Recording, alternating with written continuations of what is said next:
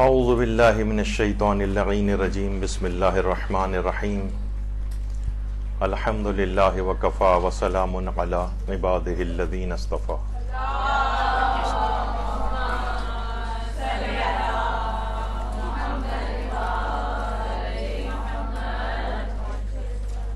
عمومی زندگی میں پیش آنے والے فقہی احکام پر ہماری گفتگو جاری تھی، اور انہی میں سے ایک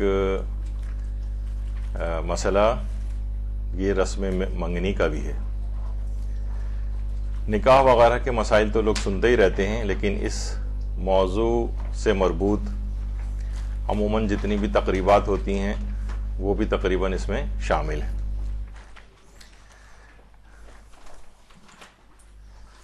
دیکھیے، اس کو ہمارے ہاں تو منگنی کہا جاتا ہے یا رسم امام ضامن کہا جاتا ہے، لیکن فارسی میں اس کو نامزدی کہتے ہیں اور عربی میں اس کو خطبہ کہتے ہیں. اور جس سے منگنی ہوتی ہے، چاہے وہ مرد ہو یا عورت، اس کے لیے مذکر اور مؤنث دونوں کے لیے ایک ہی لفظ ہے، منگیتر یا فیانسے جو انگریزی میں کہتے ہیں. لیکن میرے خیال آواز بہت تیز ہو رہی ہے، نیچے جا کے کہتے ہیں کہ آواز بہت تیز ہے، سے تھوڑا کم کریں، گونج رہی ہے. تو اس کو کہا جاتا ہے خطبہ. اور لیکن عربی زبان میں جو منگیتر ہے، مرد ہوتا ہے، اسے خاطب کہتے ہیں، اور اگر لڑکی ہے تو اس کو مخطوبتن یا مخطوبہ کہتے ہیں. تو اس لحاظ سے یہ ایک حکم ہے، ایک چیز ہے اس کے اندر. حکم اس کے اندر یہ ہے، ایک تو دیکھیے، ہاں پہلے یہ بات بیان ہو جائے کہ جو یہ امام ضامن کی رسم کے طور پر ہمارے یہاں ہے، اس کے اندر بھی ایک مسئلہ آتا ہے کہ یہ اس کے اندر کچھ پیسے وغیرہ ہوتے ہیں. امام ضامن جو باندھا جاتا ہے، تو ان پیسوں کا لوگ بعد میں پوچھتے ہیں کہ کیا کیا جائے. تو بس یہ ایک ضمناً بیچ میں آ گئی ذکر، تو بات بیان ہو جائے کہ اس میں جو پیسے وغیرہ باندھے جاتے ہیں، تو اگر کسی معاشرے میں یہ رائج ہے کہ اس کو صدقہ کیا جاتا ہے تو اس کو صدقہ کیا جائے گا. اور اگر کسی معاشرے کے اندر یہ رائج ہے کہ اس میں نیاز دلوا کر اور مٹھائی وغیرہ جو ہے کھا لی جائے، لوگ اس کو نیاز دلوا کے تناول کر لیں، تو پھر اسی مد میں استعمال ہوگا. یعنی جس نیت سے اس پیسے رکھنے والے نے اس میں ڈالے ہیں، وہی والی نیت شمار ہوگی.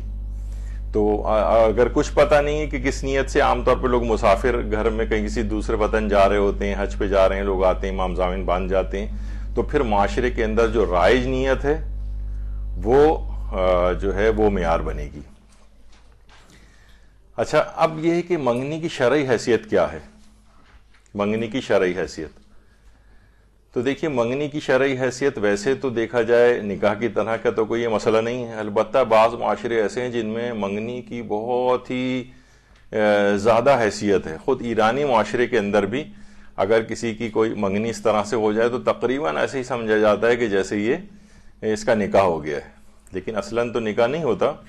لیکن ویسے اگر دیکھا جائے تو شریعت میں یہ کسی نے کہا نہیں نیچے جا کے کہ آواز تیز ہو رہی ہے جی. تو منگنی کی شرعی حیثیت ویسے تو دیکھا جائے کچھ نہیں ہے، لیکن یہ کہ اس کے ضمن کے اندر بہت ساری چیزیں ایسی آتی ہیں کہ جس کے اوپر شرعی احکام لاگو ہوتے ہیں. اچھا دیکھیے، ویسے اگر دیکھا جائے تو جو منگنی ہے یہ نکاح کا ایک وعدہ ہے. منگنی نکاح کا ایک وعدہ شمار ہوتی ہے.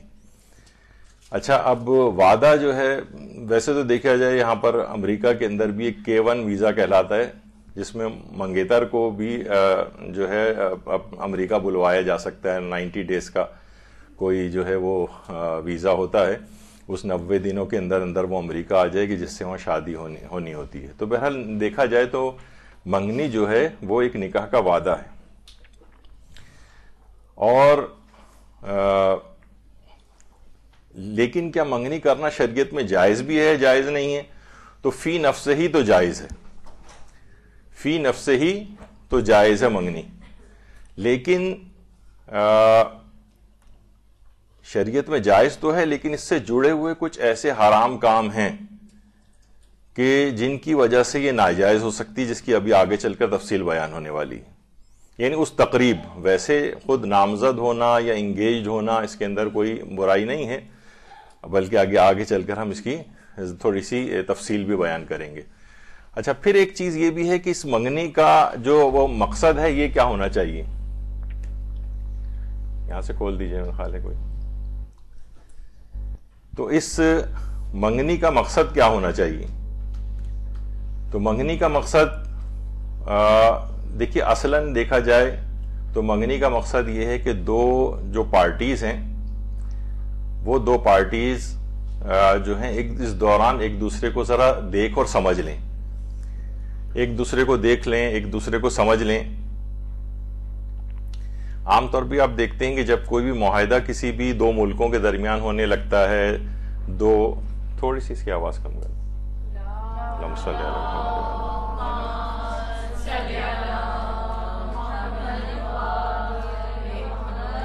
تو دو ملکوں کے درمیان اگر کوئی معاہدہ ہونے لگتا ہے، دو اداروں کے درمیان کوئی معاہدہ ہونے لگتا ہے، تو اس میں کیا ہوتا ہے کہ ایسا نہیں ہوتا کہ بس فوراً ہی معاہدہ ہو جائے اور ایک پہلے ہی دن ہی سارے دستخط ہو جائیں.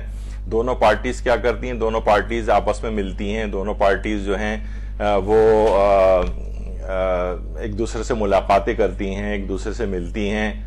ملکوں کے درمیان بھی جو معاہدے ہوتے ہیں اور پھر سربراہ مملکت وغیرہ وہاں پر آتے ہیں اور آپس میں جو ہے وہ لوگ بیٹھ کے معاہدہ کرتے ہیں. تو اس سے پہلے مختلف پارٹیز جو ہیں وہ آپس میں دونوں پارٹیز مل چکی ہوتی ہیں اور پھر فائنل. تو اس طرح سے یہ والا ابھی بھی جو منگنی کا جو پیریڈ ہے اس کے اندر دیکھا جائے تو اس کے اندر ہوتا یہ ہے کہ دونوں ایک دوسرے کو ذرا خاندان ملیں، آپس میں کچھ ملاقاتیں ہو جائیں. تو یہ نہیں کہ بس اب نکاح جیسا ہی ہو گیا ہے. اس میں اگر کوئی ایسی بات درمیان میں بھی آپ کو پتہ چلتی ہے تو اس جو بھی آپ جو طے پایا ہے یہ ٹوٹ بھی سکتا ہے اگر کوئی ایسی خراب بات پتہ چل جائے. لیکن اس میں خرافاتی یا کچھ ایسی فضول باتیں کے اوپر منگنی نہیں توڑنی چاہیے، وہ بھی آگے چل کر ہم ذکر کریں گے. لیکن اصلاً یہ ہے کہ اس کا مقصد یہ ہے کہ ذرا دونوں پارٹیز ایک دوسرے کو دیکھ بھالنے کا ٹائم مل جائے، نکاح سے پہلے کوئی ایسی بات ہو تو وہ پتہ چل جائے. اس لحاظ سے اگر دیکھا جائے تو منگنی ایک اچھی چیز ہے، بشرطے اس میں جو موجود حرام کام ہے اس نے اس کو تھوڑا سا شرعی اعتبار سے ذرا مشکل بنا دیا ہے. دیکھیے ویسے کہا جاتا ہے کہ منگنی خفیہ ہونی چاہیے اور نکاح جو ہے وہ آشکار اور علانیہ ہونا چاہیے. منگنی خفیہ ہو اور نکاح جو ہے وہ آشکار ہو. اور ہمارے برادران اہل سنت کے ہاں ایک روایت ہے رسول اللہ صلی اللہ علیہ وآلہ وسلم سے،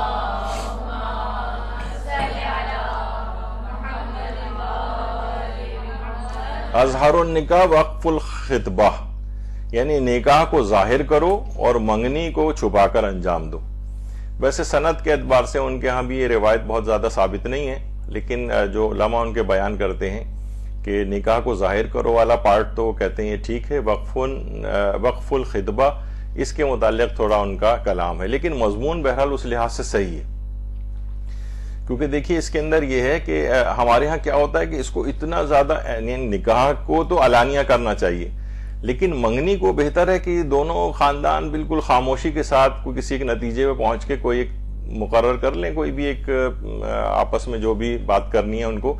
لیکن تاکہ اس دوران اگر کوئی ایسا مسئلہ ہو کہ منگنی ٹوٹ جائے یا بات آگے نہ بڑھے تو خاموشی سے وہ چیز ڈیزالو ہو جائے.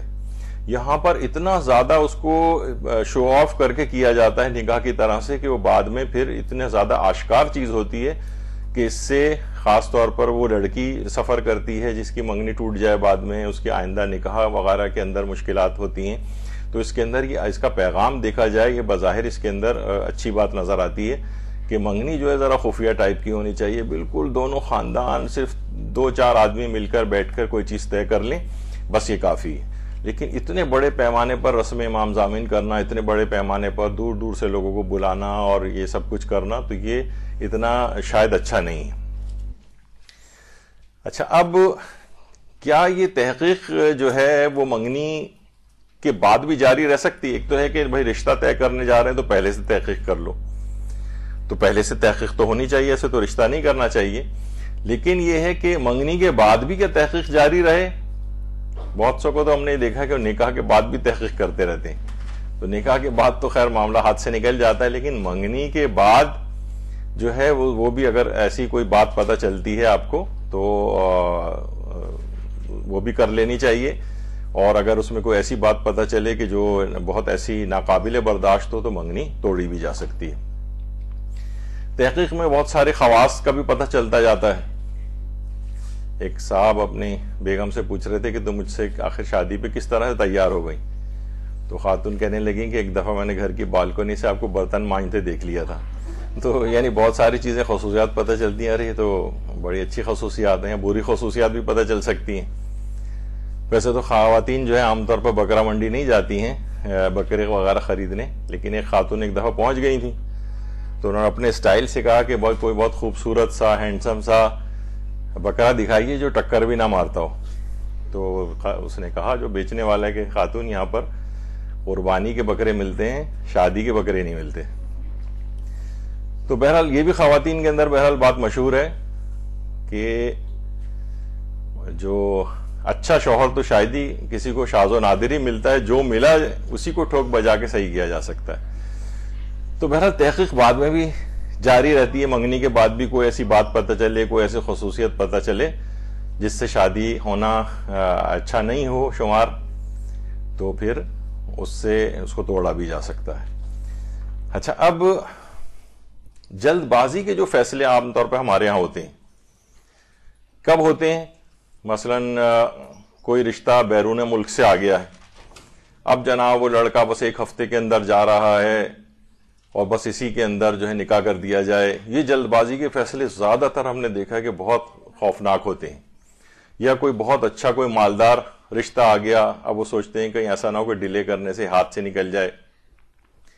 تو جلد بازی کے لیے کبھی بھی فیصلہ نہیں کرنا چاہیے. اور یہ جو کہا جاتا ہے کہ چٹ منگنی اور پٹ بیا, فوراً بس ایک ہفتے کے اندر ہی ہر چیز طے پا گئی ہو گئی, اس کے ہم نے بہت نقصانات دیکھے. جب بھی کہا جاتا ہے کہ چٹ منگنی پٹ بیا اور کھٹ طلاق, یہ بھی تیسرا اس میں اضافہ ہو جاتا ہے بعض اوقات, تو یہ بہت مشکلات کے اندر گرفتار ہو جاتے ہیں لوگ. تو اس میں احتیاط کرنی چاہیے. جب ایک چیز کہی جاتی ہے کہ شادی میں جلدی کرنی چاہیے لیکن انتخاب میں دیر کرنی چاہیے, یعنی شادی کو عمر میں جلدی کریں.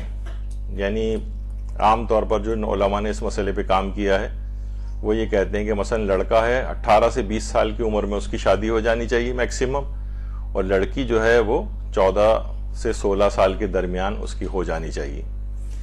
تو شادی کی عمر میں جلدی ہو لیکن انتخاب میں تاخیر ہو. اس میں یہ نہ ہو کہ بس ادھر رشتہ آیا اور ادھر فوراً آپ کہیں کہ نہیں چلو بھائی فوراً نکاح کر لیا جائے یا فوراً شادی کر کے رخصت کر دیا جائے. یعنی تھوڑا سا وقت لینا چاہیے, ادھر ادھر سے معلومات لینی چاہیے. معلومات فوری نہ مل رہی ہوں تو کم سے کم ملاقاتوں کا ایک سلسلہ ہو, یا ایسی خفیہ ٹائپ کی ایک منگنی وغیرہ کر دی جائے, پھر ان سے میل ملاقات رشتہ داروں کی آپس میں ہو, نہ کہ وہ منگیتروں کی ملاقات نہیں, یعنی جو رشتہ دار ہیں ان کی آپس میں ملاقاتیں ہوں تاکہ ان کے متعلق صحیح طور پر پتہ چل سکے. عام طور پہ دیکھیے جس وقت رشتے مانگنے کا جو سین چل رہا ہوتا ہے اس کے اندر آتا ہے, کبھی کبھی میں سنتا ہوں ادھر ادھر خاندانوں میں بھی کہ بھائی بہت شریف لوگ ہیں, اس قسم کی بات کہی جاتی ہے تو مجھے بڑی زبردست ہنسی آتی ہے. لوگ کہتے ہیں بھائی کیوں اثر؟ میں نے کہا ابھی تو سب جتنے بھی آتے ہیں اس وقت انتہائی شریف ہوتے ہیں, شادی کے بعد یہی سارے آپ کے نزدیک بدمعاش اور یہ سب ہو جاتے ہیں. تو ابھی کی جو یہ چیز ہے اس وقت تو ہر آدمی بہت ہی خوش اخلاق, اور جب رشتے مانگنے آتے ہیں تو اس وقت تو بنا ہوا ہوتا ہے. منگنی کے وقت یا نکاح جب تک شادی نہیں ہو جاتی اس کے بعد پھر برائیاں کھلنی شروع ہوتی ہیں. تو دیکھیے منگنی کا اس لحاظ سے تو فائدہ ہے کہ اس میں آپ کو بہت ساری ایسی چیزیں پتہ چل سکتی ہیں, اور فائنل ایک نتیجے تک پہنچنے سے پہلے آپ کو کچھ وقت مل جاتا ہے جس میں آپ اپنی تحقیق کو مزید بھی آگے بڑھا سکتے ہیں. تو یہ تو اس کا فائدہ ہے. لیکن لوگ یہ کہتے ہیں کہ بھائی منگنی زیادہ بہتر ہے یا نکاح زیادہ بہتر ہے. تو دیکھیے نکاح اگر ہو اور فوراً آپ نکاح کر دیں تو بعد میں آپ کے ہاتھ سے نا بہت سارے آپشنز نکل جاتے ہیں. یا تو پھر وہ نکاح کے اندر شرط ورط ٹائپ کی کوئی چیز رکھی جائے, لیکن بہرحال نکاح ایک بڑی چیز ہو جاتا ہے. تو منگنی ہی بہتر ہے. البتہ یہ بھی آگے چل کر ہم ذکر کریں گے کہ جو بہت طولانی نہیں ہونی چاہیے. لوگ بہت بڑے بڑے اور لمبے لمبے دورانیے کی منگنیاں کر لیتے ہیں, بلکہ نکاح بھی اتنے لمبے دورانیے کے نہیں ہونے چاہیے, وہ بھی آگے بات آئے گی اس کی. تو یہ دیکھا جائے کہ جیسے خاص طور پہ وہ کہ بھئی وہ لڑکا جو ہے امریکہ سے آیا ہوا ہے اور بس اس کو کر کے جانا ہے یہاں سے، تو اس میں پھر یہ ہے کہ پھر آپ فی الحال منگنی کر دیں، وہ بھی خفیہ ٹائپ کی، اور اس دوران ذرا تحقیق وحقیق کرتے رہیں، اور پھر ان کی بات کو نہ سنیں کہ دوبارہ اس کا آنا مشکل ہے اور پیسے بہت خرچ ہو جائیں گے، تو یہاں تو آپ کی لڑکی خرچ ہونے کے لیے جا رہی ہے بیچاری، یعنی وہ تو اس کی زندگی داؤ کے اوپر لگ جائے گی، تو اس میں آپ کو وقت لینا چاہیے۔ تو فی الحال کوئی اس طرح کا کوئی معاملہ ہو تو اس میں منگنی بہتر ہوتی ہے، اور یہ فوراً نکاح کر کے، کیونکہ اس کے بعد پھر کیا ہے، وہ آپ کے ہاتھ پاؤں کٹ جاتے ہیں، وہ لوگ بھی لیزی ہو جاتے ہیں، اور اس کے بعد 4 5 6 سال، بلکہ ہم نے تو 15 20 سال تک بھی لڑکیاں یہاں بیٹھے دیکھی ہیں، اور وہ کئی سال بعد آ کے وزٹ کر کے چلے جاتے ہیں، اس کے بعد بلواتے تک نہیں، حتیٰ کہ اولادیں بھی سب یہیں پیدا ہوتی ہیں۔ تو بڑی مشکلات کا چیز شکار ہو جاتی ہے۔ تو یہ اتنی جلد بازی کرنا اور یہ سب کچھ کہ فوراً نکاح کر دینا اور اپنے ہاتھ پاؤں کو کٹوا لینا، یا تو یہ کہ اس میں ایسی شرط بھی رکھ دی جائے نکاح میں کہ جس میں مطلق طور پر وکالت لے لی جائے طلاق کا صیغہ جاری کرنے کی۔ اگر کوئی اس میں پس و پیش کر رہا ہے تو کسی عالم سے ملوانا چاہیے اور ان کو قائل کرنا چاہیے، بلکہ ان کے گھر میں خاندان میں بھی لڑکیاں ہوں گی، ان کو بھی ایڈوائز کرنا چاہیے۔ ہر لڑکی کا یہ حق ہے کہ وہ نکاح میں اپنی یہ والی شرط رکھ سکتی ہے، چاہے مشروط طور پر چاہے مطلق طور پر وکالت کی، کہ وہ ان شرطوں کا خیال رکھ کے یا مطلق طور پر جب چاہے طلاق کا صیغہ جاری کر سکتی ہے۔ وہ اس کے اوپر الگ کبھی انشاءاللہ گفتگو ہوگی، بلکہ ایک کسی اس کے اندر تھوڑی سی تفصیل سے گفتگو ہو بھی چکی ہے ہماری۔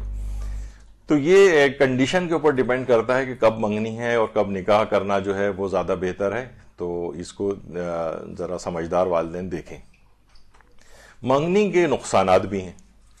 منگنی کے نقصانات بہت سارے، اس کے اندر ایسے حرام پہلو اس کے اندر آ جاتے ہیں جو ابھی آگے چل کر ذکر ہوں گے، تو اس کے کچھ نقصانات بھی ہیں۔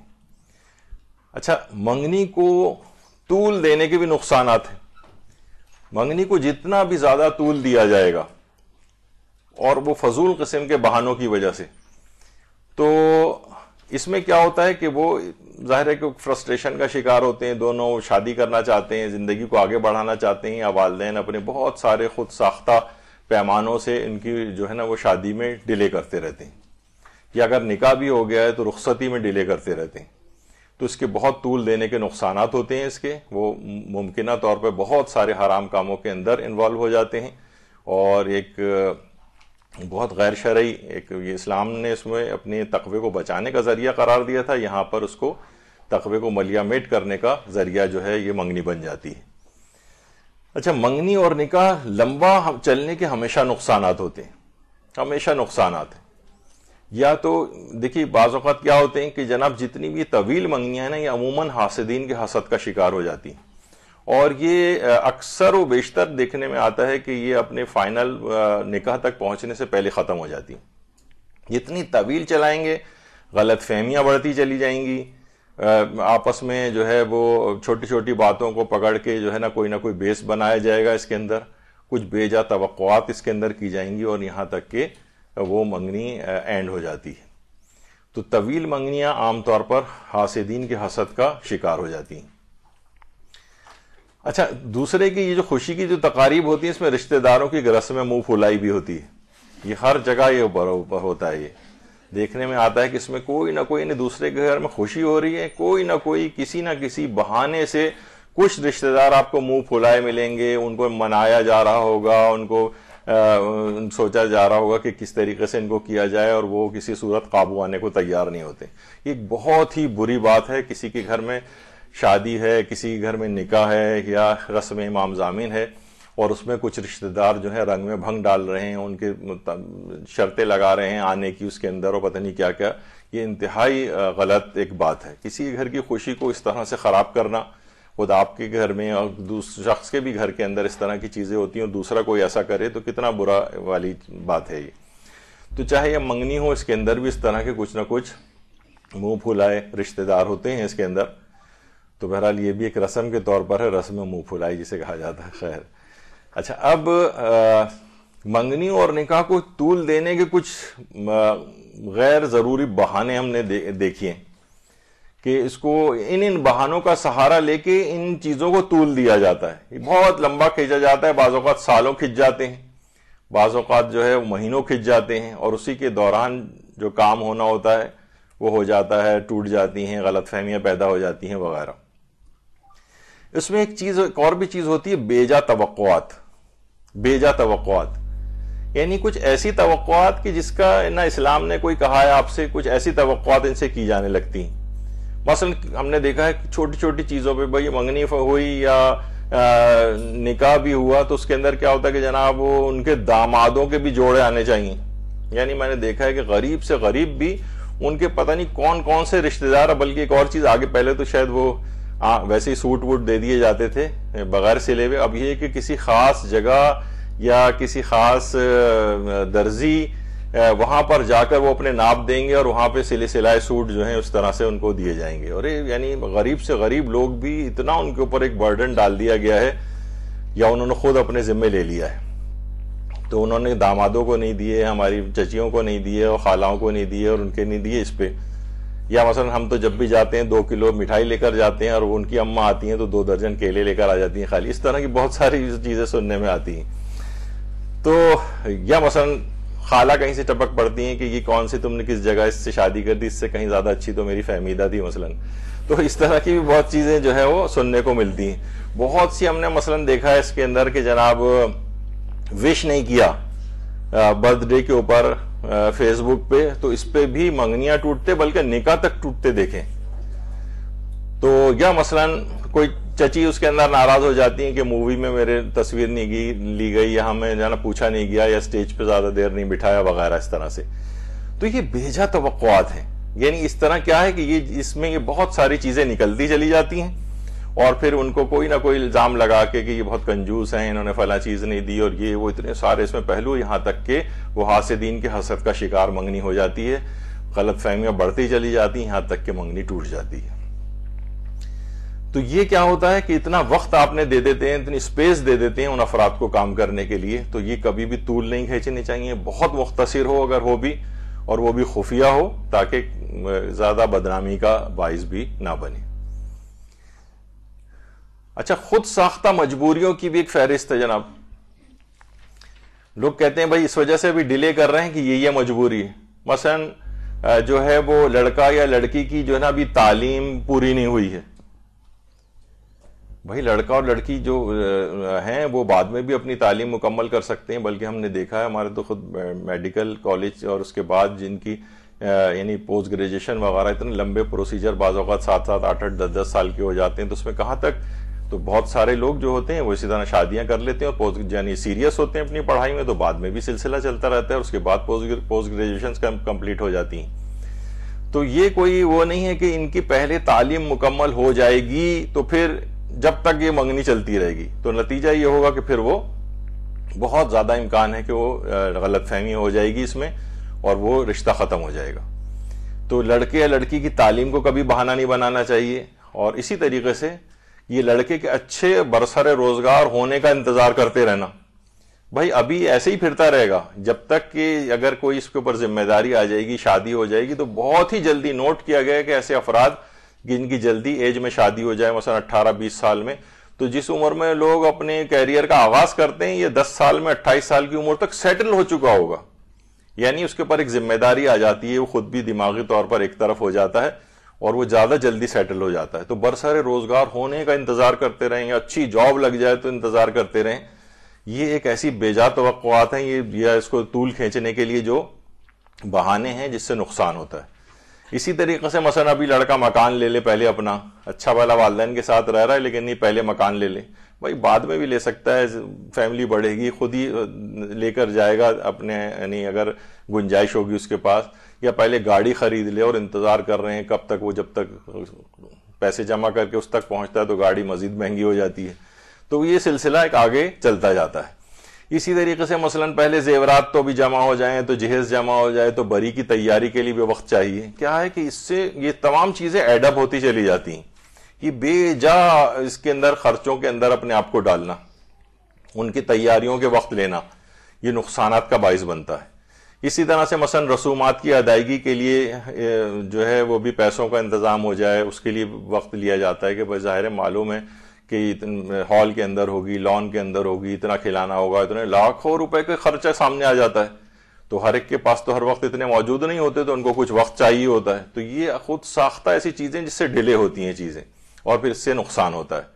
یا مناسب موسمی کا آپ انتظار کرتے رہتے ہیں، ابھی گرمیاں بہت زیادہ ہیں، ابھی سردیاں پہلے گزر جائیں، ابھی بارشوں کا وقت ہے، ابھی یہ ہے، ابھی وہ ہے. یہ تو ایک یعنی، اور پھر ہمارے ہاں تو آپ کو پتہ ہے کہ ایام ازا کتنے دن چلتے ہیں، پھر یہ ایام فاطمیہ، ایام محسنیہ وغیرہ، اور پھر اتنا وقت نہیں ہوتا. تو اس میں اگر آپ اتنے 6 مہینے آگے بڑھاتے جائیں گے چیزوں کو، کبھی موسموں کی وجہ سے، کبھی ایام کی وجہ سے، تو یہ کیا ہوتا ہے، یعنی ان کا تو احترام ضروری ہے، لیکن اس میں بہت زیادہ وقت کھینچتا چلا جاتا ہے.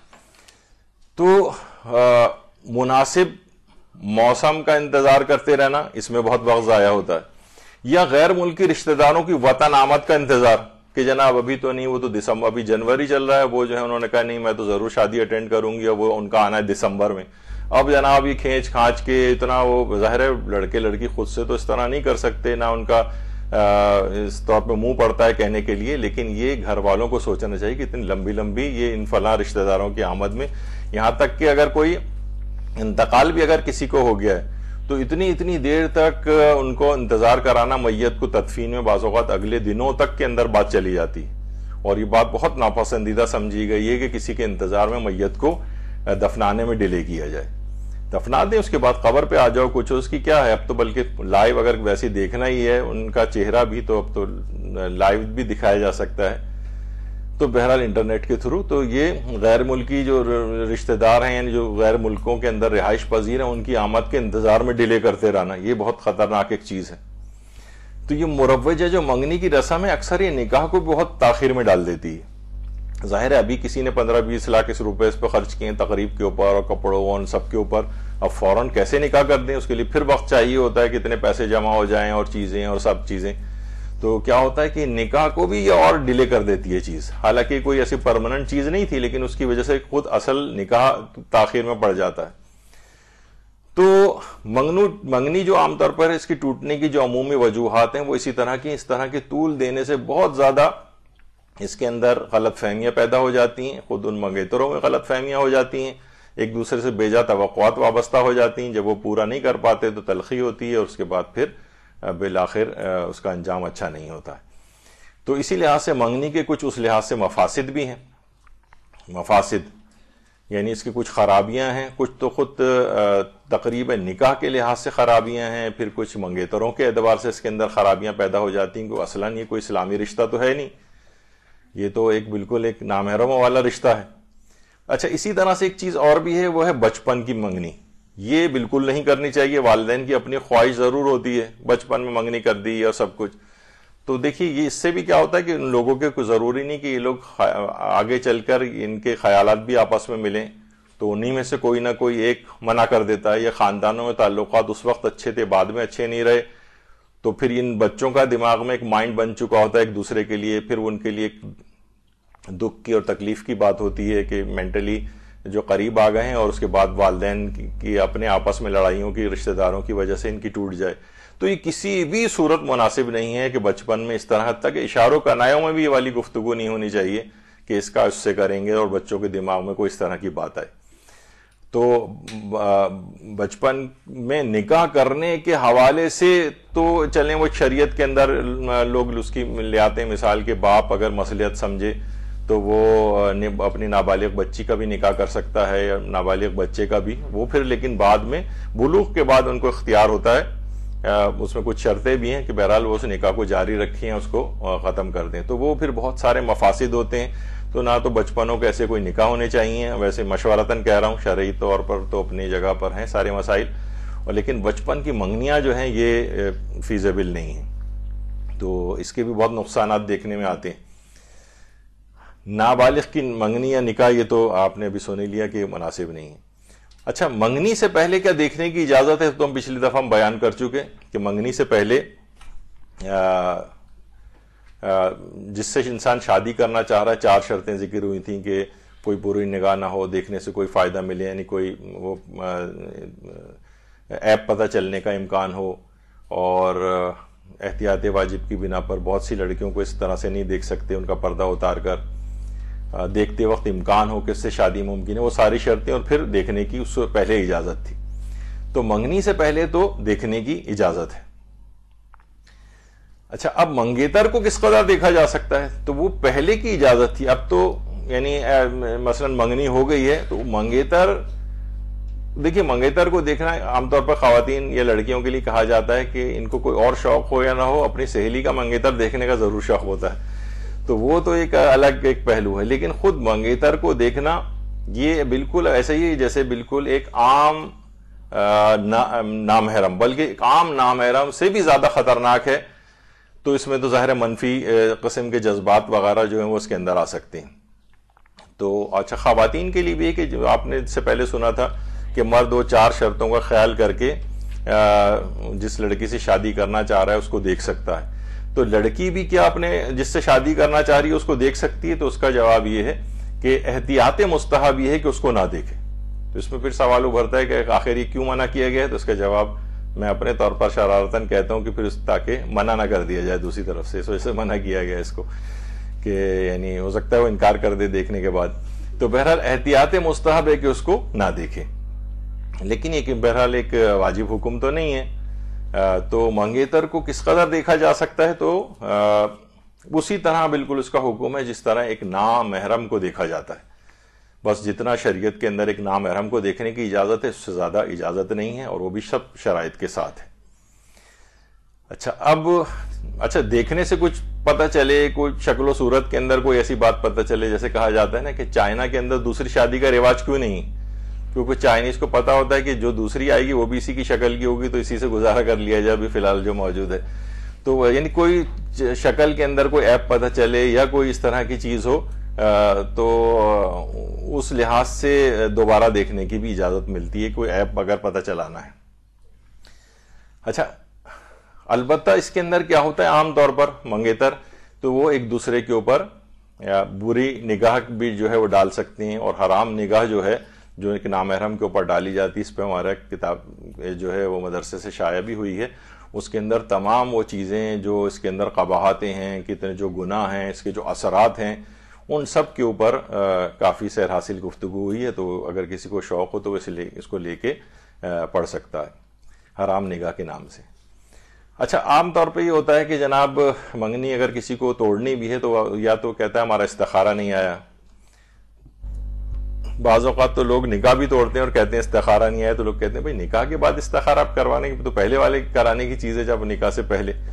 تو بہرحال منگنی کے لیے دیکھیے ویسے بات بتا دوں کہ علماء نے شادیوں کے لیے خاص طور پر استخارے کو پسند نہیں کیا ہے.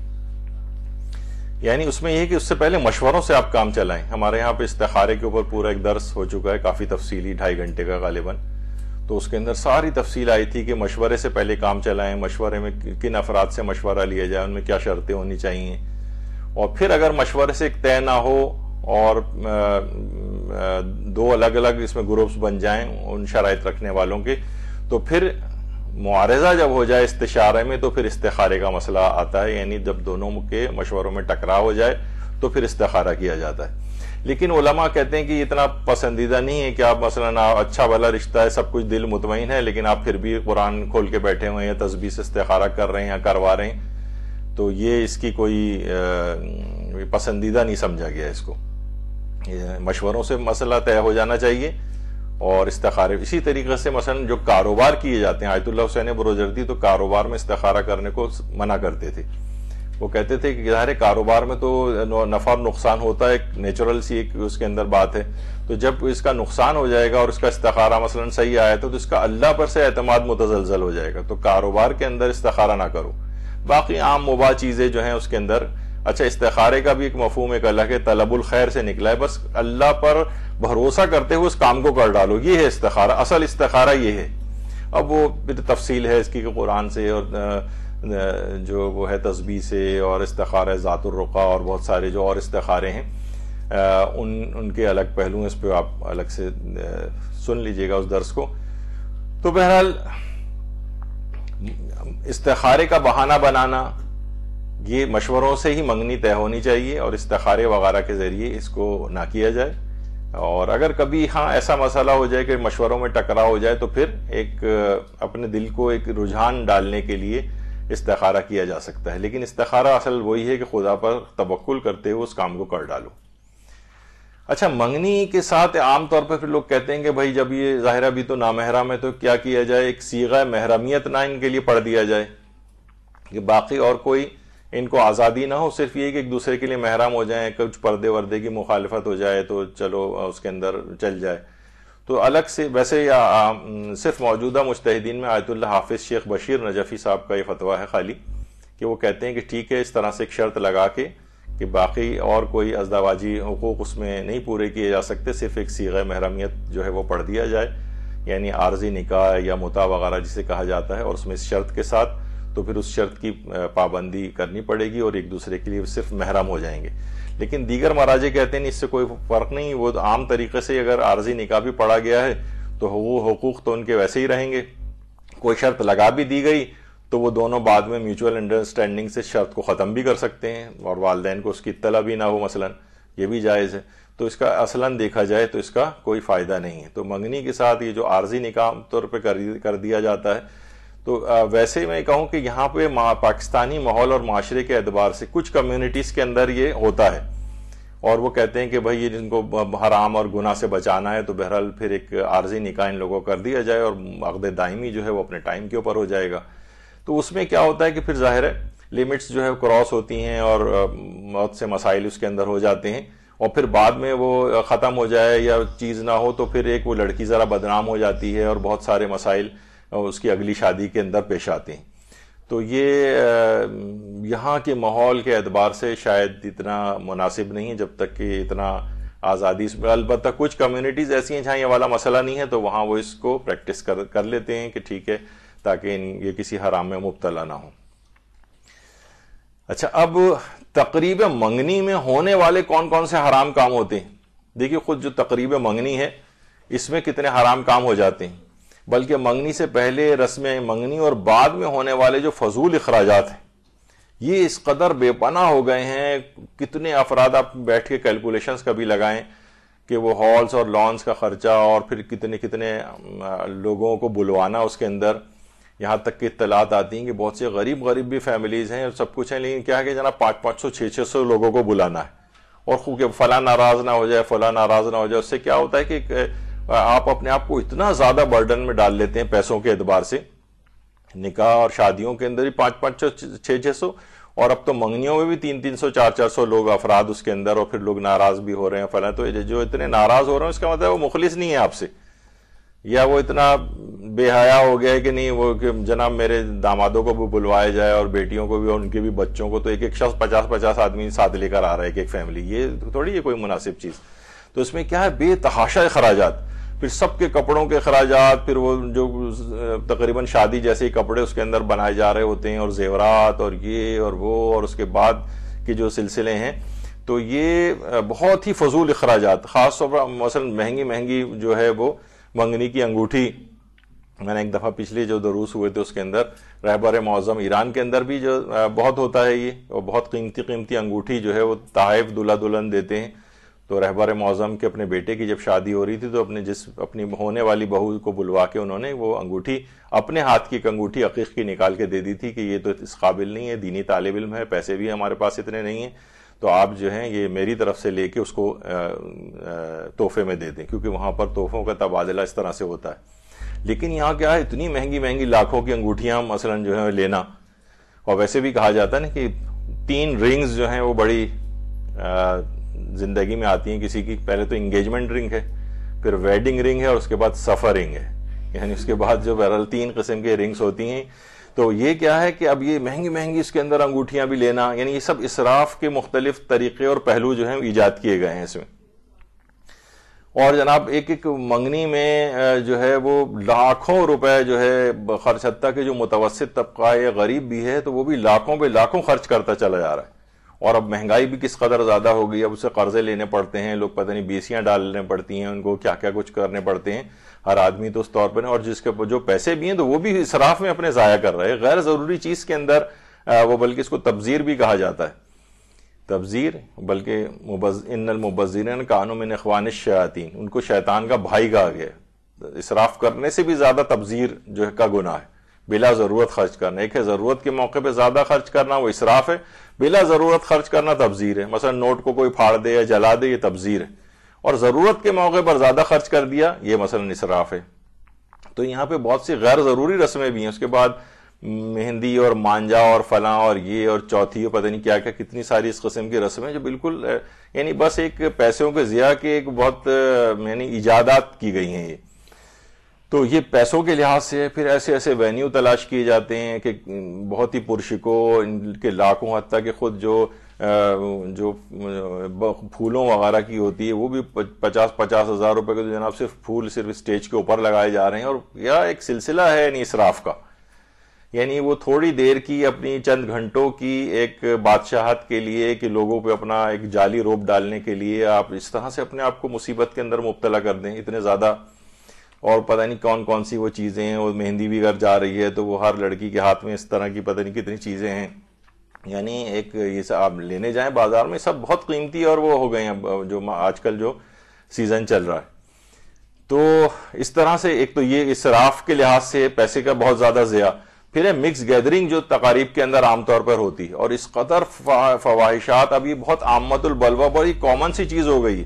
یعنی حتیٰ کہ اب دلہا دلہن اور جن کی منگنیاں ہو رہی ہیں وہ بھی جو ہے ڈانس کر رہے ہیں اس کے اندر. پہلے تو چلو دلہن ایک شرما کے ایک جگہ بیٹھی ہوتی تھی، اب وہ بے شرمی کے ساتھ سب لوگوں کے سامنے مثلا ڈانس کر رہی ہے، اور وہ دولہا بھی کر رہے ہیں اور دولہا کی ابا اور اماں بھی کر رہے ہیں اور خاندان کے بڈھے بزرگ بھی جو ہے وہاں آ کر رہے ہیں. اور مکس گیدرنگ ایک فسق و فجور کا ایک وہ ہے، پوری تقریب ہی تقریباً یقینی طور پر حرام کے اندر تبدیل ہو جاتی ہے زیادہ تر.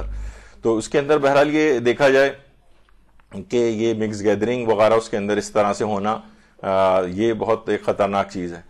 اور نامحرم سے مووی بنوانا یا اس سے تصویریں کھنچوانا، یعنی دولہا سے بھی زیادہ جو اس وقت محرم ہوتا ہے تمام عورتوں کا بشمول دلہن کے، وہی مووی بنانے والا یا جو وہ ہے کھینچنے والا ہوتا ہے تصویریں وغیرہ. تو یہ ان لوگوں کو اس طرح سے یعنی بہت یعنی جو حرام کام ہے وہ بڑھتے ہی چلے جاتے ہیں. تو یہ ان لوگوں سے نہیں کروانا چاہیے. اسی طرح سے اسٹیج پر مثلا منگیتر کے ساتھ جو ہے وہ بیٹھنا اسٹیج پر، اب دیکھا جائے نامحرم جو ہے اس کے ساتھ آپ کسی کو، یہ بالکل نامحرم ہے یہ دونوں آپس میں، بلکہ عام نامحرم میں سے زیادہ خطرناک ہے ایک دوسرے کے لیے. تو ان کو اس طرح سے جوڑ کے آپس میں بٹھا کے ان کے ساتھ تصویریں کھنچوانا، یہ سب کچھ یہ حرام اور گناہ ہے. اور خاص طور پر اس وقت جس وقت یہ بیٹھی ہوتی ہے تو یہ مکمل اس کے اندر ہوتی ہے، میک اپ وغیرہ کے اندر ہوتی ہے، اور اس میں نامحرم کے سامنے آنا اور اتنا اپنے آپ کو بنا سنوار کر پیش کرنا، یہ خود اس کے اندر ایک حرام پہلو اس کے اندر آ جاتا ہے. تو روایات میں ہے جو ہم نے پہلے بھی پیش کی تھی حضرت امیر المومنین علیہ السلام کی، اللہم صلی علی محمد و آل محمد.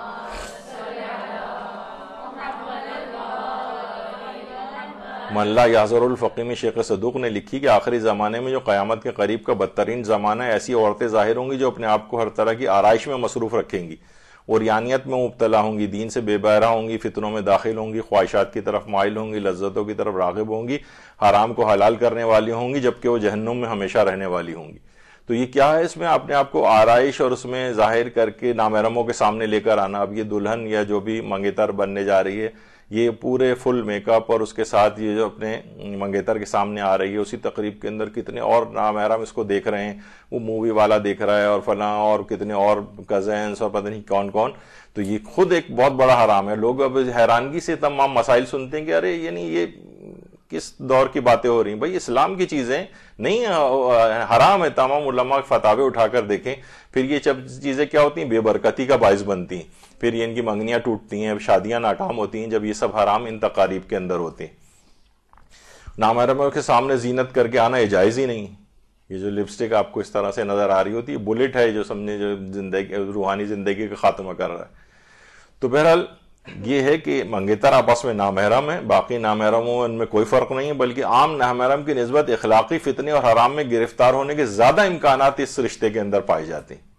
تو اس میں بہت اس کی ضرورت ہے. اچھا، اسی طریقے سے ایک اور حرام اس میں یہ ہوتا ہے کہ منگنی میں مرد منگیتر کا سونے کی انگوٹھی پہننا. اب وہ کتنے خود مسائل ہیں اس کے اندر کہ مرد کے لیے سونے کی زنجیر گلے میں پہننا، یا سونے کی انگوٹھی ہاتھ میں پہننا، یا سونے کی گھڑی کلائی پر باندھنا، یہ حرام بھی ہے اور اس کے ساتھ نماز بھی باطل ہے.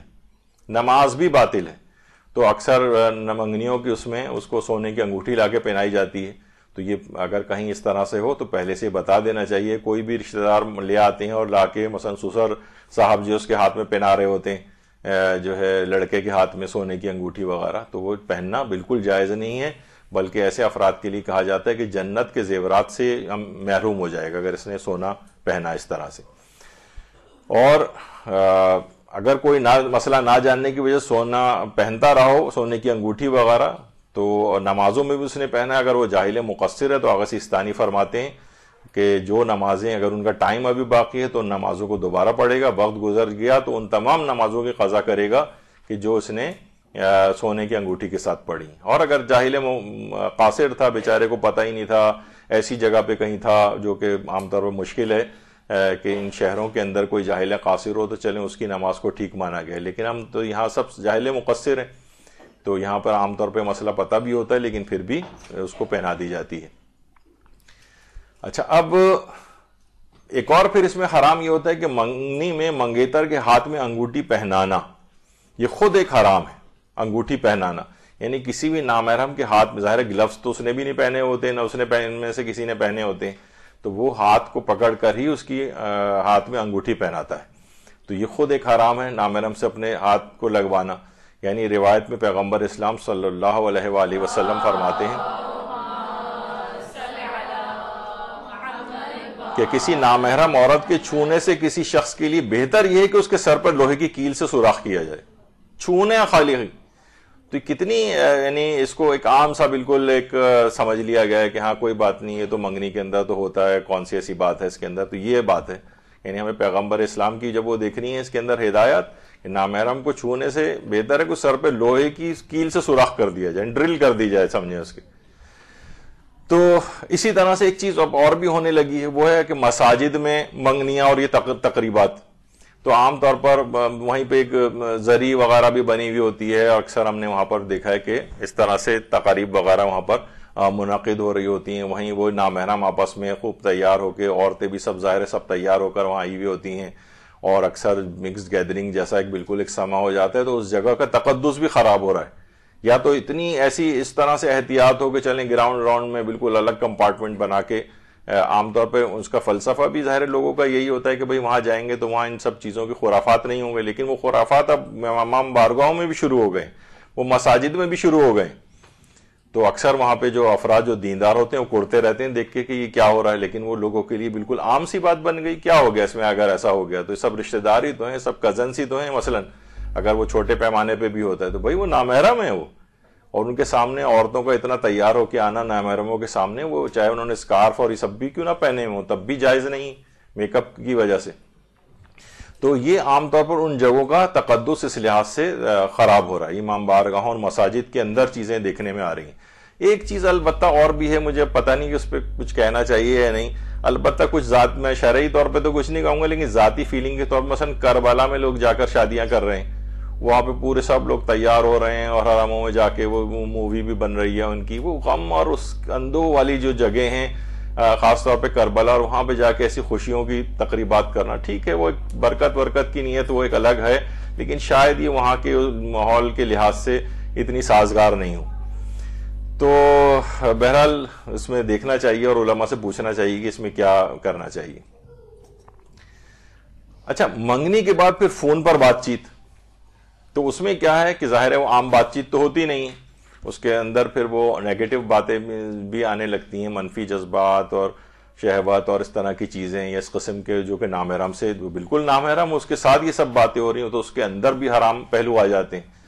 اور اس کے بعد بات چیت اور ملاقاتیں منگنی کے بعد جو ہوتی ہیں, کہا جاتا ہے نا منگنی کے بعد ایک ایسا لائسنس گفتگو کا مل جاتا ہے کہ وہ شادی کے بعد ان کے لیے کچھ بچتا ہی نہیں بات کرنے کے لیے, پھر خاموش بیٹھے رہتے ہیں, یا پھر یہ ہوتا ہے کہ محلے والے ان دونوں کی لڑائی کی آوازیں سنتے ہیں. تو منگنی کے بعد منگیتر سے بات چیت اور ملاقاتیں یہ بالکل نہیں اور نہیں ہونی چاہیے. اور منگیتر کو تحائف وغیرہ دینا ایسے ہی جیسے بالکل ایک نامحرم کو تحائف دے رہے ہیں, گفٹ بھجوا رہے ہیں اور اس پہ ہارٹ لگا ہوا ہے اور فلاں ہے, اور اس طرح کی سب جو چیزیں ہیں یہ یعنی نامحرم کے لحاظ سے یہ سب چیزیں بہت خطرناک ہیں. اگر آپ ہمارا ابھی تھوڑے دن بعد ہی شاید وہ جو یہاں منایا جاتا ہے دن ویلنٹائنس ڈے، اس کے اوپر ہماری آپ پوسٹیں وغیرہ دیکھیے گا، اس میں مراجع کے مستفتات کے سلسلے میں، تو نامحرموں کے سلسلے میں تو سارا ہو رہا ہوتا ہے وہ، اس کو ٹھیک ہے لوگوں نے بہت سے کر دیا کہ نہیں اس سے تو ضرورت نہیں ہے، تو انسان بیوی سے کے لحاظ سے ویلنٹائن ڈے منا سکتا ہے اور اپنے اماں ابا کے ساتھ بھی ویلنٹائن، اب یعنی اس کو بالکل جس طرح شوگر کوٹڈ کر کے اس حرام کام کو، حالانکہ اس کی کسی کی بھی نیت یہ والی نہیں ہوتی زبردستی کی، وہی نامحرموں والا ہی دن ہے وہ، تو منگیتروں کو یا نامحرم کو اس لحاظ سے تحفے تحائف دینا، اس میں ایک برائی کا اندیشہ جو ہے وہ آگے چل کر آ جاتا ہے۔ اسی طرح سے منگیتر کے ساتھ ہنسی مذاق کرنا، اس میں ظاہر فحش قسم کے بھی مذاق آ جاتے ہیں، پیغمبر یہ بھی فرماتے ہیں صلی اللہ علیہ وآلہ وسلم۔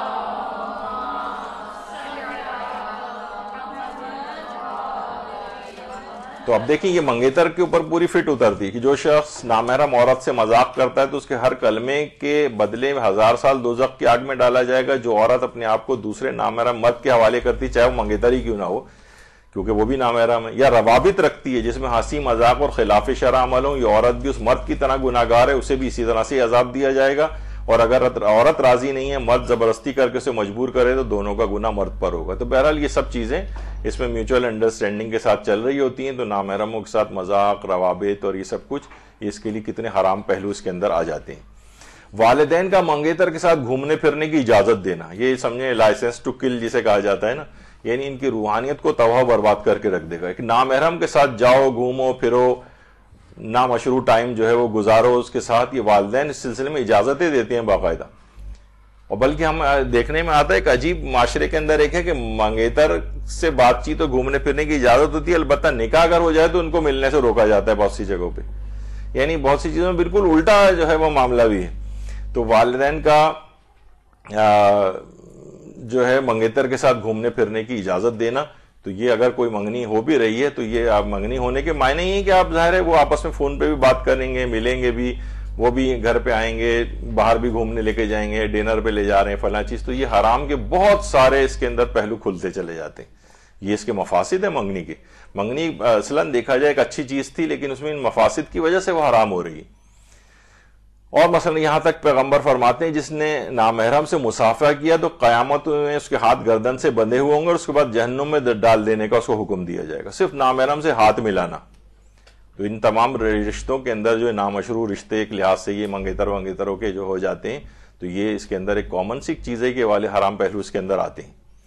نامحرم پہ بری نگاہ ڈالنا حرام ہے، بلکہ آغا سیستانی فرماتے ہیں کہ اگر بری نگاہ نہ ہو تب بھی احتیاط مستحب ہے کہ نگاہ نہ ڈالی جائے، یعنی انسان اگر کسی اسلامی حکم کے اوپر عمل کرنا چاہے تو نگاہ ڈالنا بھی احتیاط مستحب کے خلاف سمجھا گیا۔ یہ ہیں فقہی، اب چاہے ان احکام کو آپ دفن کر دیں کتابوں کے اندر، اپنے اوپر نافذ نہ کریں تو ایک الگ بات ہے، لیکن اصلاً اسلام کے تو یہ احکام ہے۔ فرماتے ہیں مرد کے لیے جائز نہیں کہ وہ نامحرم عورت کے بالوں اور بدن کے کسی حصے کو سوائے چہرے، ہاتھوں کو کلائیوں تک دیکھے۔ یہ دیکھنا شہوت کے ساتھ ہو یا حرام میں پڑنے کے خوف کے ساتھ ہو، یا دونوں میں کوئی صورت نہ ہو، ہر صورت میں دیکھنا جائز نہیں ہے۔ اس طرح چہرے اور ہاتھوں کو کلائیوں تک شہوت کے ساتھ یا حرام میں پڑنے کا اگر خوف ہو تو دیکھنا جائز نہیں ہے۔ ان دونوں صورتوں کے علاوہ چہرے اور ہاتھوں کو کلائیوں تک دیکھنا جائز ہے، اگرچہ احتیاط مستحب یہ کہ پھر بھی نہ دیکھے۔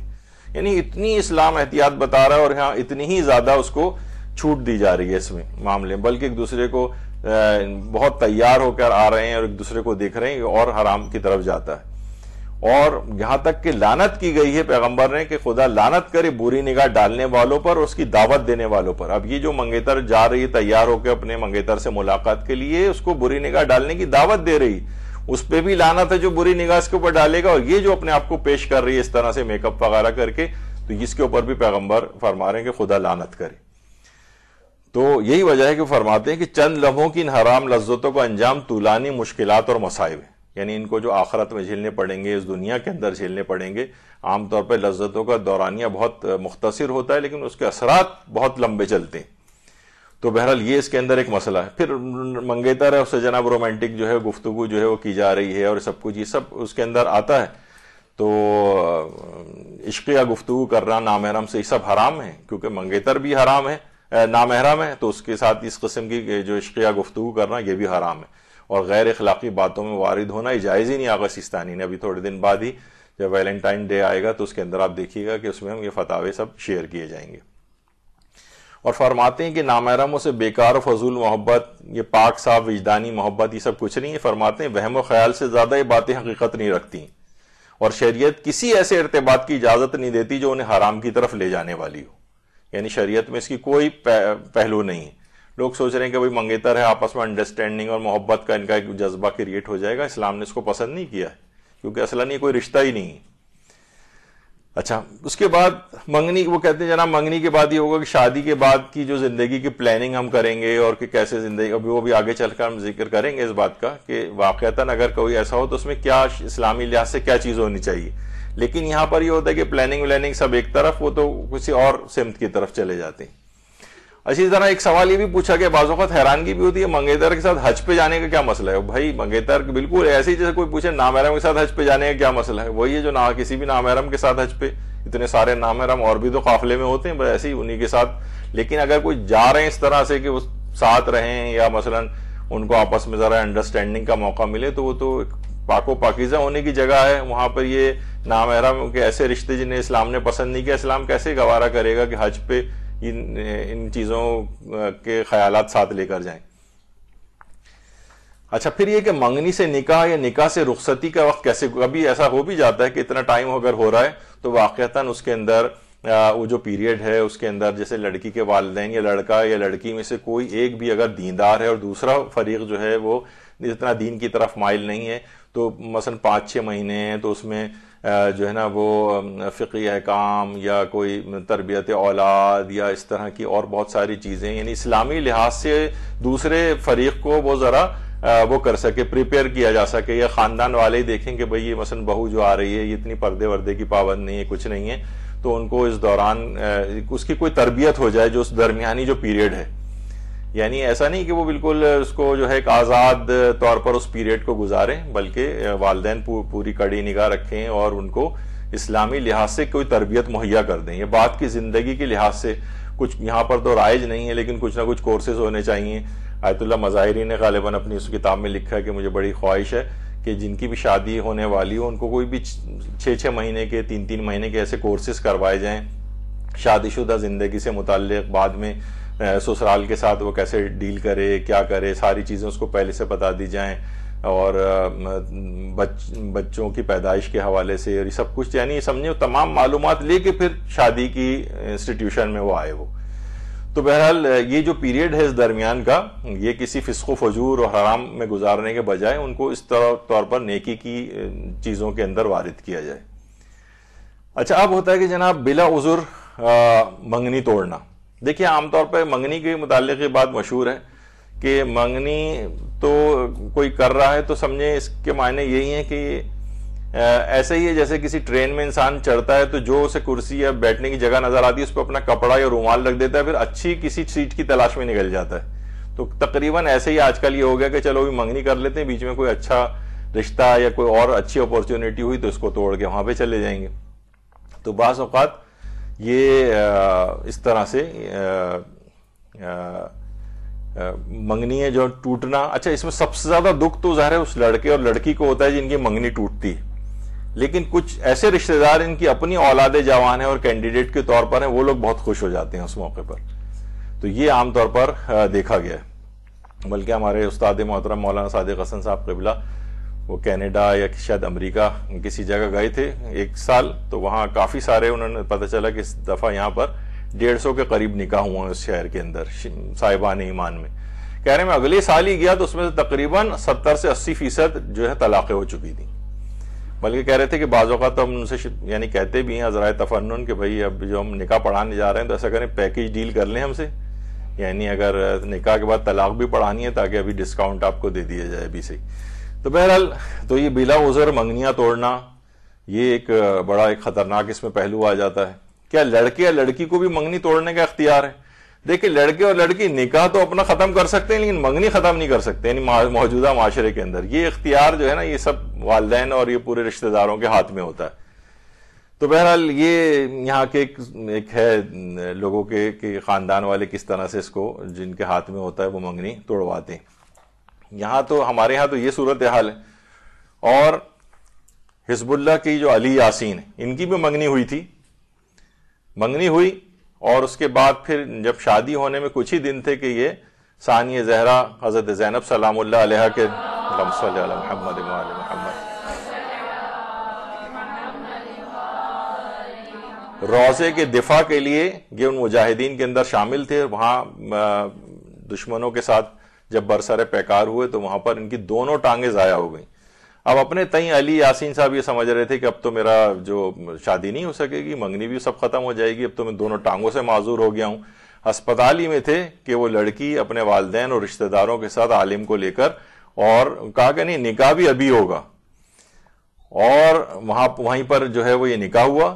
اور لوگوں نے کہا بھی کہ بھائی تاخیر بھی ہو سکتی ہے, ہسپتال میں نکاح کی کیا ضرورت ہے. اس نے کہا نہیں, یہ حضرت زینب کے روضے کا جو فدائی ہے اس کو اس وقت زیادہ میری مدد کی ضرورت ہے, میں اس کی خدمت کر کے زیادہ سرخرو ہونا چاہتی ہوں, تو اب تاخیر نہیں. یہاں تو چھوٹی چھوٹی درود بھیجے محمد علیہ صلی اللہ علیہ وسلم.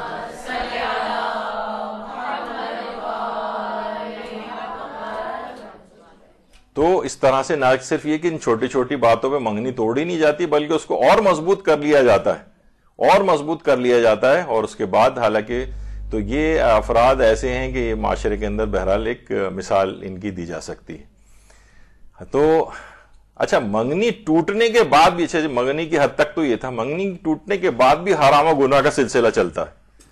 وہ سلسلہ کیا چلتا ہے کہ جناب اس کی برائیاں خاندانوں کی شروع ہو جاتی ہیں, اور ایسی ایسی برائیاں, کوئی پوچھتا ہے بھائی کیوں تمہاری منگنی ٹوٹ گئی, تو وہ دونوں خاندان ایک دوسرے کی اس قدر برائیاں, غیبتیں, تہمتیں, الزامات, کنجوس تھے, آوارہ تھے, کیریکٹر اچھا نہیں تھا لڑکی کا, یہ وہ پتہ نہیں کیا کیا, یعنی ان کی چیزیں, ان کے متعلق گناہوں کا ایک بہت لمبا سلسلہ ایک شروع ہو جاتا ہے. یعنی وہ سلسلہ کہاں سے شروع ہوا تھا, وہ اسراف سے شروع ہوا تھا. اس تقریبات میں تقریب کے حرام کاریاں تھیں, اس کے بعد منگیتر کے درمیان جو ہے غیر شرعی جو روابط اور یہ سب چیزیں یہاں سے ہوتے ہوتے یہاں تک کہ منگنی ٹوٹی, اور منگنی ٹوٹنے کے بعد کی زندگی بھی ایک حرام اور گناہ کے اندر, یعنی دیگر خاندان والے بھی فل ٹائم اس کے اندر جو ہے وہ انوالو ہو گئے. اسی طرح سے جتنی متعدد منگنیاں ہوتی چلی جاتی ہیں نا, اتنی ہی زیادہ منگنیاں, اتنا ہی لڑکی کا کیس خاص طور پر کمزور ہوتا چلا جاتا ہے, وہ اس کی ویلیو گرتی چلی جاتی ہے. یعنی پھر وہ یعنی بہت مشکلات کا شکار. لوگ کہتے ہیں بھائی اس کی 3 منگنیاں پہلے بھی مثلا ٹوٹ چکی ہیں, 2 منگنیاں ٹوٹ چکی ہیں. لڑکے کے اوپر بھی کچھ نہ کچھ فرق پڑتا ہے, لیکن اس کا چل جاتا ہے ہمارے معاشرے کے اندر. تو متعدد منگنیاں یہ نقصان دہ ہوتی. اسی طریقے سے منگنی ٹوٹنے کے بعد انگوٹھی اور تحائف کی واپسی. دیکھیے بہت ساری چیزیں تو ایسی ہیں, تحفہ دینے کے بعد انسان کو اس کو واپس لینے کا حق ہے, لیکن ایک تو اس میں یہ ہے کہ پہلا تو یہ ہے کہ وہ بشرطے وہ تحفہ ختم نہ ہو گیا ہو. مثلا کسی نے, آپ نے کسی کو پیسے دیے تحفے کے طور پر, وہ اس نے خرچ کر دیا, اب جو چیز خرچ ہو گئی ہے اب وہ چیز موجود ہی نہیں رہی, تو واپس مانگنے کا حق نہیں ہے. یا مثلا آپ نے قربتاً اللہ کسی کو تحفہ دیا گفٹ کے طور پر کہ اللہ کا حکم ہے مومنین آپس میں گفٹ دیں, اگر آپ نے قربتاً اللہ کی نیت کر کے تحفہ دیا تو اب اسے واپس لینے کا حق نہیں. اسی طریقے سے رشتہ دار اگر ہیں, خونی رشتہ دار, ان کو اگر آپ نے کوئی گفٹ دیا ہے تو خونی رشتہ دار سے واپس لینے کا حق نہیں.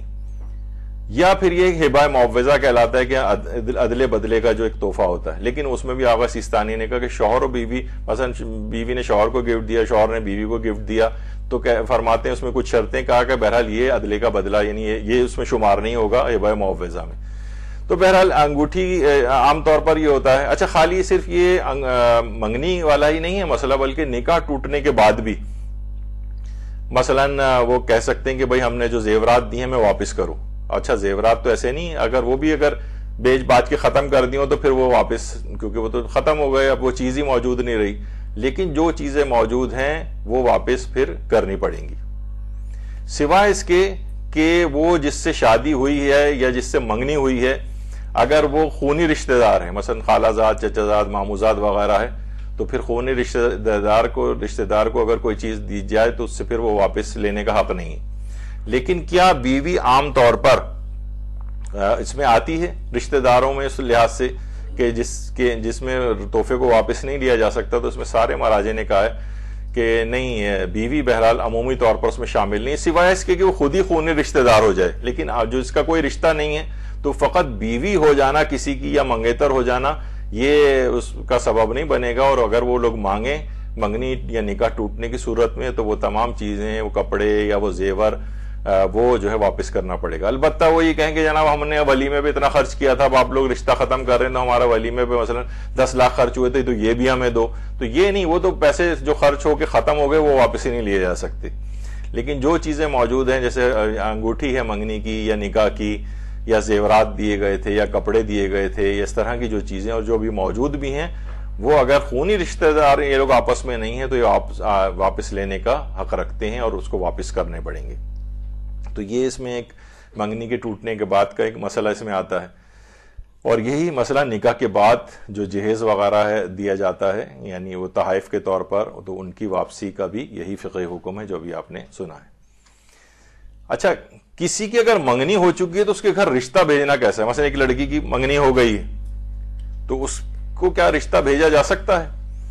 تو جی ہاں، فقہی اعتبار سے، یعنی یہ کیونکہ یہ منگنی کوئی اسلامی کوئی چیز نہیں ہے، یعنی کہ اس سے کوئی شرعی رشتہ پیدا نہیں ہوتا ہے، تو کوئی بات نہیں، یعنی دوسرا فریق بھی جو ہے اس کے باوجود اپنا رشتہ بھیج سکتا ہے. وہ چاہیں تو ریجیکٹ کر دیں کہ بھائی اس کی تو منگنی ہو گئی ہے، اب ہم تو یہیں کریں گے، تو وہ رشتہ ریجیکٹ ہو جائے گا. لیکن یہ نہیں کہ اس کا رشتہ بھیجنا ہی جائز نہ ہو، کیونکہ اچھا جس سے منگنی ٹوٹ چکی ہو اس سے ظاہر ہے اس لحاظ سے نکاح کرنے میں کوئی حرج نہیں ہے. لیکن اگر منگنی نہیں بھی ٹوٹی ہے تب بھی رشتہ بھیجا جا سکتا ہے. لیکن بیوہ یا طلاق یافتہ کو کب بھیجا جا سکتا ہے؟ دیکھیے، جب مثلا پہلے طلاق یافتہ کو بعض اوقات یہ ہوتا ہے کہ مثلا ابھی وہ طلاق رجعی کی حالت میں ہے، یعنی ابھی شوہر کو رجوع کر سکتا ہے شوہر، تو ایسی عورت کو ابھی بھی یہی سمجھا جائے گا کہ یہ شوہردار ہے، تو اس کو جو ہے نکاح کا پیغام نہیں بھیجا جا سکتا، حرام ہے اس کو نکاح کا پیغام بھیجنا.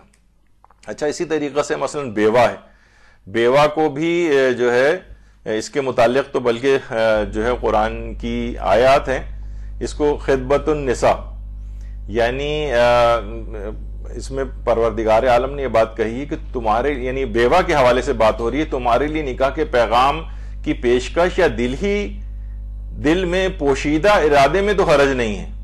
خدا کو معلوم ہے کہ تم بعد میں ان سے تذکرہ کرو گے، لیکن فی الحال خفیہ وعدہ بھی نہ لو، صرف کوئی نیک بات کہہ دو تو کوئی حرج نہیں، جب تک کہ مقررہ مدت پوری نہ ہو جائے عقد نکاح کا ارادہ بھی نہ کرنا. یعنی اگر کوئی بیوہ ہے اور 4 مہینے 10 دن کی وہ عدت گزار رہی ہے تو اس میں نکاح کا پیغام دینا یہ بھی صحیح نہیں ہے، اور دل میں پوشیدہ ارادے کی حد تک تو کہا ہے کہ حرج نہیں ہے، اور خفیہ وعدہ بھی نہ کرو اس سے، یہ بھی کہا ہے کہ خبردار اس سے خفیہ وعدہ بھی نہ کرو، اور مقررہ مدت جب تک پوری نہ ہو جائے عقد نکاح کا ارادہ تک نہ کرنا اس سے. کیونکہ دیکھیے، جو بیوہ ہوتی ہے اپنے شوہر کے لحاظ سے اس کا ایک الگ، یعنی اس کا ایک احترام ہے. دیکھیے، اگر کسی عورت کو مثلا کوئی اس کا مرد شوہر طلاق دے دے، وہ کسی دوسرے ملک میں عورت کو بتایا بھی نہیں، مثلا وہ بیرون ملک گیا ہوا اور وہیں کسی بات پہ جھگڑا ہوا، اس نے وہیں بیٹھ کر طلاق، بیوی کو بتایا بھی نہیں اور طلاق کا صیغہ جاری کر دیا. 6 مہینے بعد جب وطن واپس آیا تو کہا میں تو تمہیں طلاق دے چکا ہوں. تو بیوی کو اطلاع کرنا بھی ضروری نہیں ہے شرعی طور پر، یعنی میں فقہی قانون کے طور پہ بتا رہا ہوں، ایسے بتا دینا چاہیے لیکن ضروری نہیں ہے. کہا کہ میں تو طلاق دے چکا ہوں. اب مثلا یہ اب سننے کے بعد یہ طلاق کا عدہ گزارے گی؟ نہیں، کیونکہ اس بات کو 6 مہینے یا سال گزر چکا ہے طلاق دیے، اب خود بخود وہ عدہ گزر گیا. اب یہ فوراً اگلے دن ہی کسی دوسرے شخص سے جا کر نکاح کر سکتی ہے. لیکن عدہ وفات میں ایسا نہیں ہے. عدہ وفات میں پتہ چلے کہ اس کا شوہر 1 سال پہلے مر چکا تھا، اس کو اطلاع آج ملی، اس کا عدہ آج سے شروع ہوگا، 4 مہینے 10 دن شوہر کی وفات کی اطلاع ملنے کے بعد. جبکہ عدہ طلاق خود بخود کاؤنٹ ہو جائے گا، چاہے بیوی کو اطلاع بھی نہیں تھی اور اتنا ٹائم گزر گیا جتنا عدے کے لیے گزرنا چاہیے، تو اگلے دن ہی جا کر نکاح کر سکتی ہے. لیکن طلاق، یہ عدہ وفات کے اندر جو متوفی ہے اس کا ایک خاص احترام بیوہ کے لیے.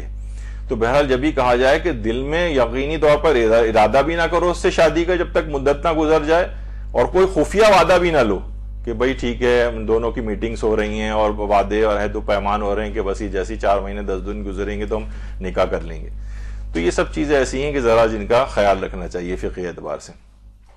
کیا منگنی کے لیے باپ کی اجازت ضروری ہے؟ تو جواب ہے منگنی کے لیے اجازت ضروری نہیں ہے، نکاح کے لیے باپ کی اجازت چاہیے. مثلا باپ کہیں شپ پہ ہے، 6 مہینے بعد واپس آئے گا اور نکاح جو ہے اس کے بعد ہی ہوگا، ابھی فی الحال باپ سے رابطہ ممکن نہیں ہو رہا، یا باپ کسی ایسی جگہ پہ جہاں رابطہ ممکن نہیں ہے، تو ابھی منگنی کر رہے ہیں تو منگنی کی حد تک باپ کی اجازت ضروری نہیں ہے، البتہ جب نکاح وغیرہ کا سلسلہ ہوگا تب باپ کی اجازت ریکوائرڈ ہوگی۔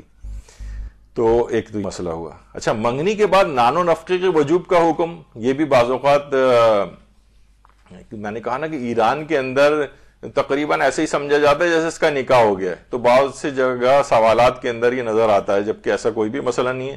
منگنی کے بعد نان و نفقے کا واجب ہونے کا کوئی حکم نہیں ہے۔ نکاح کے بعد رخصتی سے پہلے نان و نفقے کے وجوب کا جو حکم ہے وہ کیا ہے؟ وہ یہ ہے کہ ویسے تو آقا آیت اللہ خمینی اور رہبر معظم آیت اللہ خامنئی ان کا یہ فتویٰ ہے کہ اگر تمکین داشتہ باشد نفقہ واجب است، یعنی وہ کہتے ہیں کہ اگر ازدواجی لحاظ سے ان کو یہ ایک دوسرے کے حقوق جو ہے وہ پورے کر رہے ہیں تو اس سے پھر نفقہ واجب ہو جاتا ہے، چاہے ابھی باپ کے گھر ہی میں کیوں نہ موجود ہے، ان کو آزادی ہے ہر طرح سے ملنے کی، تو پھر نفقہ واجب ہو جائے گا۔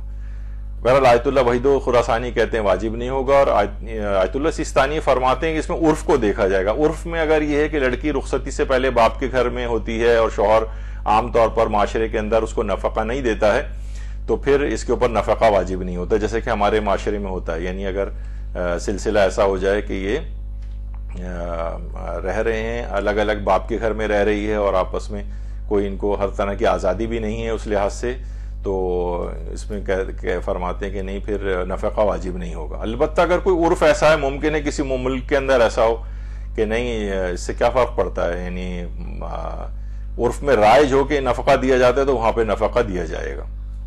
اچھا، اب بعض اوقات یہ ہوتا ہے کہ عقد نکاح میں رخصتی سے پہلے کیا نان و نفقے کی شرط رکھی جا سکتی ہے؟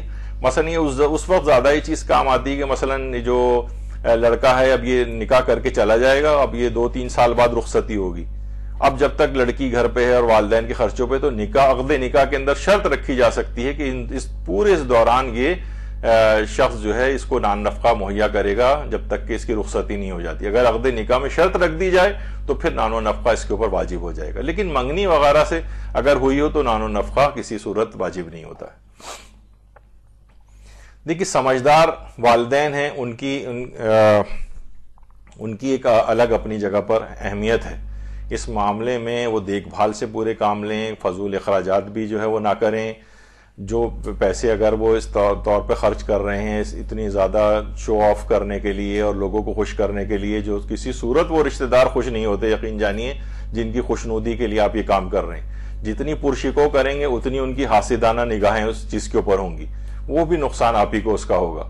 تو اتنا زیادہ کرنے کی کوئی ضرورت نہیں ہے۔ ان رقم کو سنبھال کے انہی بچوں کو ہی اگر آپ دے دیں، رقم بچا کر وہ اس سے اپنی کوئی کاروبار کر لے، کوئی اپنے اس کے اوپر چلے سیو ہی کر کے رکھ لیں کم سے کم، تو اس طرح سے، تاکہ، اور پھر دوسری یہ کہ خاموشی سے کوشش کریں کہ بالکل منگنی ہو، اگر منگنی ہو بھی جائے تو زیادہ طویل نہیں ہو تاکہ اس میں وہ کسی حرام کام میں نہ پڑیں، ان کو کسی بھی طرح سے حرام ملنے ملانے کی اجازتیں نہ ہوں۔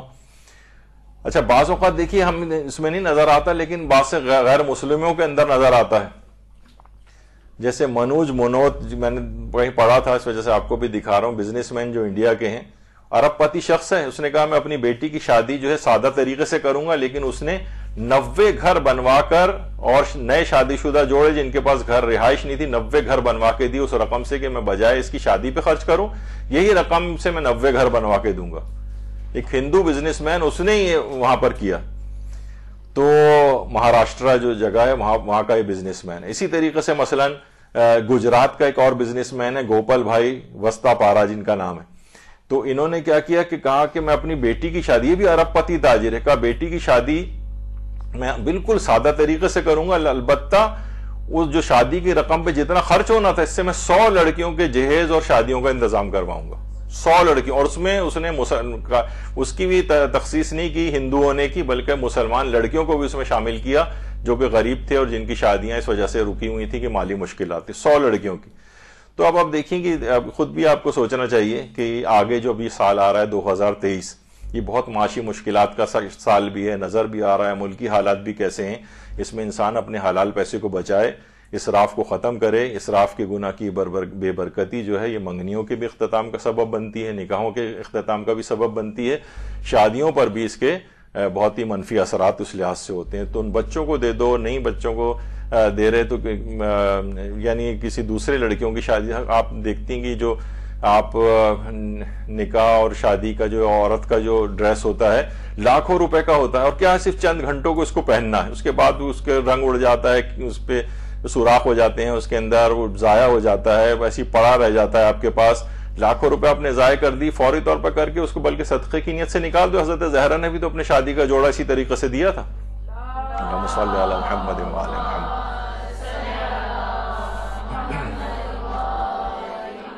تو وہ اور آپ کی اس میں برکت کا بھی باعث بنے گا. تو یہ بے جا اسراف اور اس طریقے سے خرچ کرنا، ان کے اوپر سمجھدار والدین کو چاہیے کہ اس طرح سے نہ کریں. اپنی اولادوں کے اوپر بھی رحم کرو، ان کے ان چیزوں کے اوپر، ان کی آئندہ زندگی کے اوپر رحم کرو، کیونکہ اثرات مرتب ان کے اوپر ہوتے ہیں.